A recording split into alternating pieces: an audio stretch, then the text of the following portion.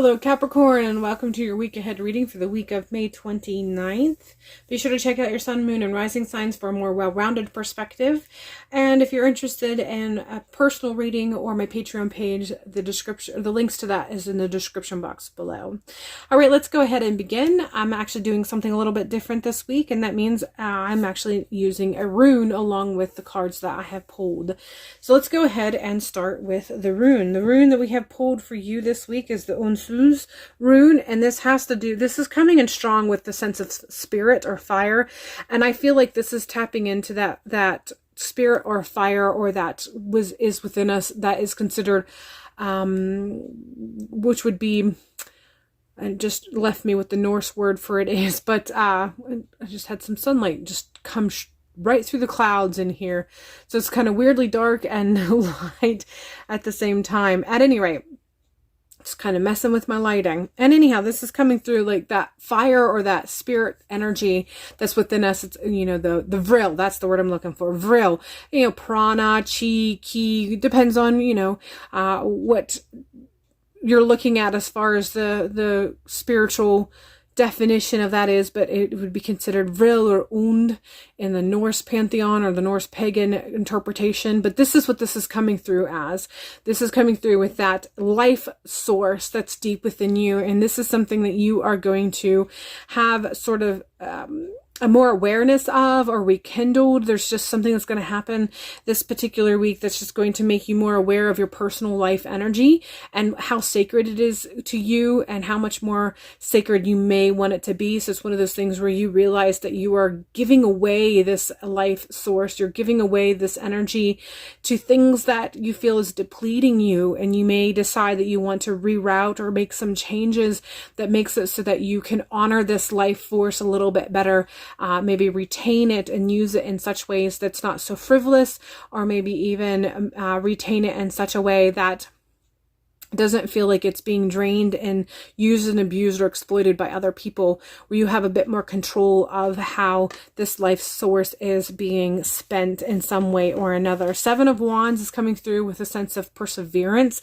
I feel like if I continue on what I was already saying regarding how you are going to become kind of a bit more aware of the sacredness of your life force, and as a result of that, you're going to want to sort of double down on how you may or may not want to spend your time and energy, and where you will kind of expend that life force. And there will be a desire to make drastic changes right away. And I feel like the Seven of Wands is coming through, letting you know you don't want to be too drastic or extreme with the changes. Awareness is this first step. You want to take these steps slowly and consciously. You want to make sure that you're doing them in such a way that allows you to not make such extreme changes that the extreme changes deplete your energy. So persevere, be wise with your decision, take actions, but take them one step at a time. Take them one step at a time with great wisdom and great care, to understand that even making drastic changes can drain you of your life force, which in and of itself could actually become counterproductive, and you don't want to participate in a counterproductive response to this awareness.